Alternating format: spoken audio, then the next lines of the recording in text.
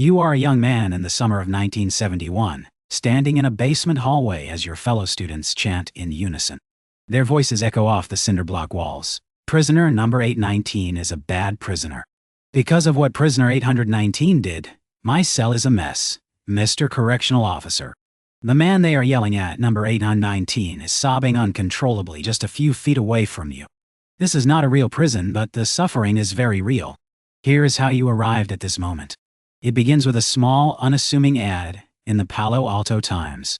A psychology study at Stanford University needs male college students for a 2-week simulation of prison life. The pay is $15 a day. You read the description, intrigued. You're healthy, both physically and mentally.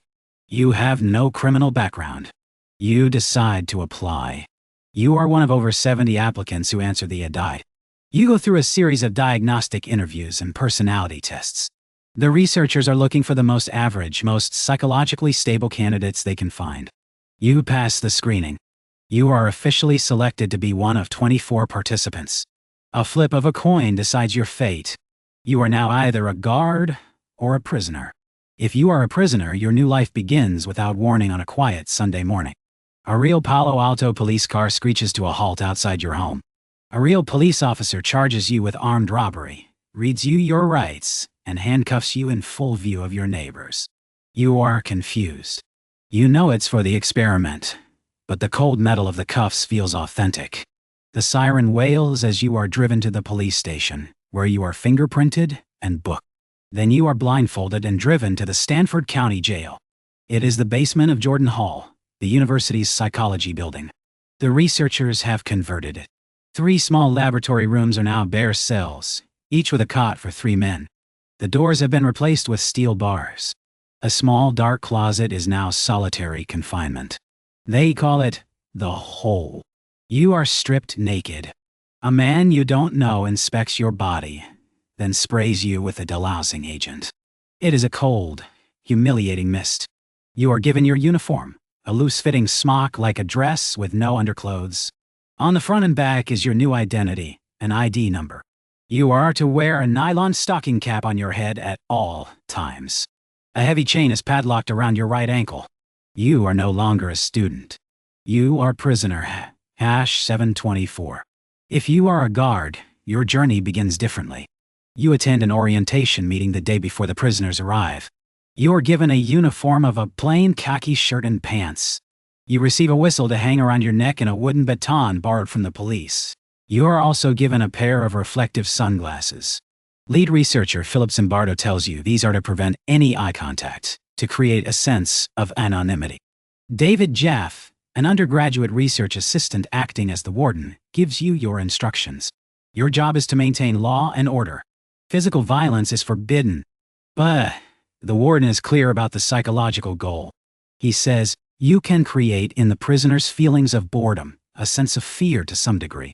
You can create a notion of arbitrariness, that their life is totally controlled by us, who are going to take away their individuality in various ways. He tells you to create a sense of powerlessness. You have the power. They have none. On the first day, the roles feel awkward. As a guard, you feel self-conscious in the uniform. You try to assert authority, but the prisoners don't take it seriously. They laugh. As a prisoner, you feel the indignity of the smock and the chain, but it still feels like a game. The situation is new, the rules unclear. That changes on the morning of day 2. You are awakened at 2:30 a.m. for the first count. You are forced out of your cell. The guards make you line up and recite your prisoner number, over and over. They are testing their authority. As a form of punishment for minor infractions, they make you do push-ups. Sometimes a guard will step on your back as you struggle to push yourself off the concrete floor. The prisoners in cell 1 decide to rebel. They rip the numbers from their smocks. They take off their stocking caps. They barricade the cell door with their cots and start shouting insults at the guards. The morning shift arrives to a full-blown insurrection. They are angry. They interpret the rebellion not as a complaint about conditions, but as a personal attack on their authority. The guards grab a fire extinguisher. They spray carbon dioxide into the cell, forcing the choking prisoners away from the door. They storm in, strip the prisoners naked and drag their beds out into the hallway. They place the ringleaders of the rebellion into solitary confinement. A new strategy forms. The guards create a privileged cell. They give the 3 prisoners least involved in the rebellion their uniforms and beds back. They are even allowed to wash and brush their teeth.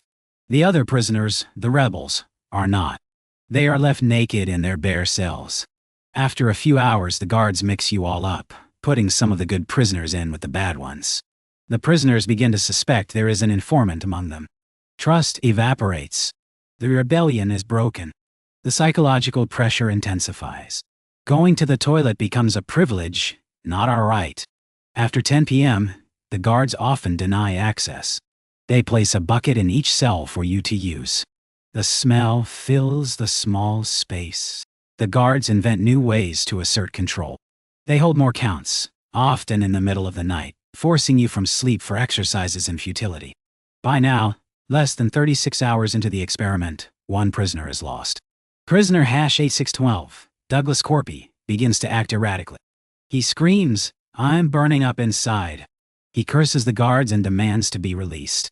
The research staff, including Zimbardo, initially believe he is faking a breakdown to get out. They try to convince him to stay.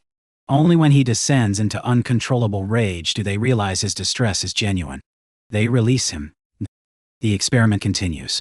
A visiting hour is scheduled for parents and friends. The guards prepare. They make the prisoners clean their cells. They wash the floors and polish the bars. They play music over the intercom. They even give the prisoners a large dinner. When the parents arrive, they see a clean, orderly facility.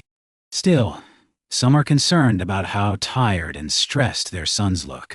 After the visit, a rumor spreads. The guards overhear prisoners talking about an escape plot. They believe the recently released prisoner #8612 is gathering friends to break everyone out. Zimbardo, now fully in his role as prison superintendent, panics. He calls the real Palo Alto police and asks for the prisoners to be transferred to their unused jail wing. The police refuse. Zimbardo decides to move the entire prison himself.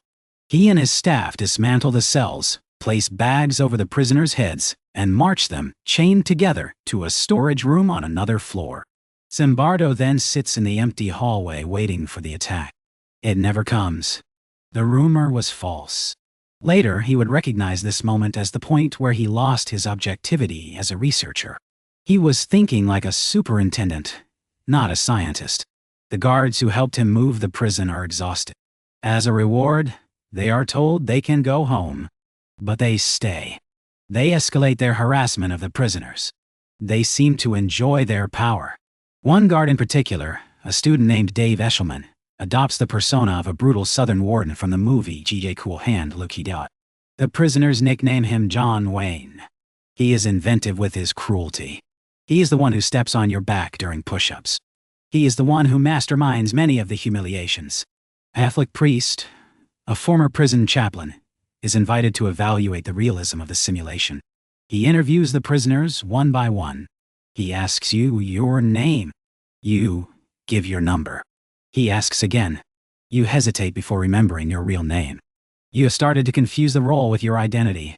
Then he speaks with prisoner #819. The young man is sick and refusing to eat. The priest advises him to see a doctor. The guards overhear this. To them, #819 is a troublemaker. They line up the other prisoners in the hall. They order you to chant. Prisoner #819 is a bad prisoner. You shout the words, your voice mixing with the others. Zimbardo finds #819 in a rest area, sobbing. He plans to release him. He starts to remove the chain from his ankle. The boy refuses to leave. "I can't go," he cries. "They have labeled me a bad prisoner." He is no longer a student playing a role. He believes he is prisoner #819. Zimbardo looks at him. "Listen to me," he says. "You are not #819. You are his name, and I am Dr. Zimbardo.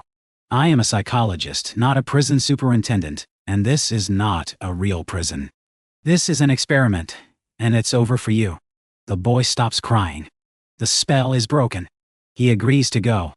As this happens, Zimbardo sees the other prisoners being marched to the toilet. They are blindfolded, their legs chained together, each with a hand on the shoulder of the man in front of him. The guards are shouting at them, ordering them around. He's watching this scene unfold as he has just convinced a student that it isn't real. The contradiction is stark. The final catalyst arrives that evening. Christina Maslach, a recent Stanford PhD, and Zimbardo's romantic partner, comes to observe the experiment. She has not been immersed in the basement prison.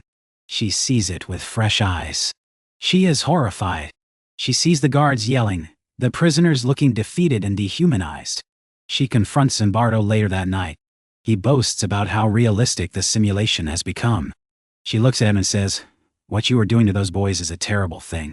They argue. She insists the experiment has gone too far, that he has become responsible for the suffering he is witnessing. Her outside perspective forces him to see the reality he has created.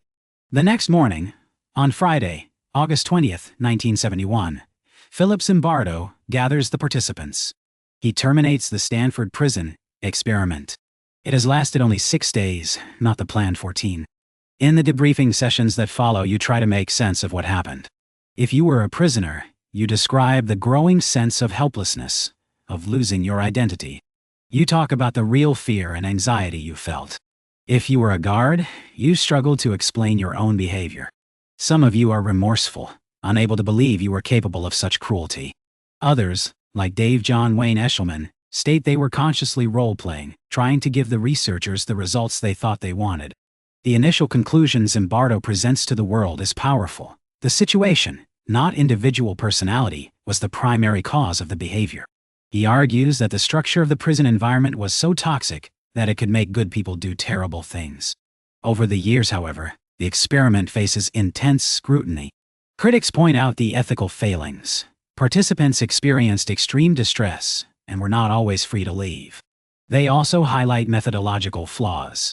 The instructions given to the guards by Warden Jaff suggested they should be tough, a classic case of demand characteristics where participants alter their behavior to fit the experiment's expected outcome. Zimbardo's dual role as researcher and superintendent clearly compromised his scientific objectivity. The study was never published in a top-tier peer-reviewed journal. Decades later, newly released recordings of the experiment confirm that Zimbardo and his staff did more than just observe. They actively encouraged the guards to adopt an aggressive style. The evil that blossomed in the basement of Jordan Hall was not entirely spontaneous. It was nurtured. That's the story of the Stanford Prison Experiment. The study's profound ethical breaches, along with other controversial research,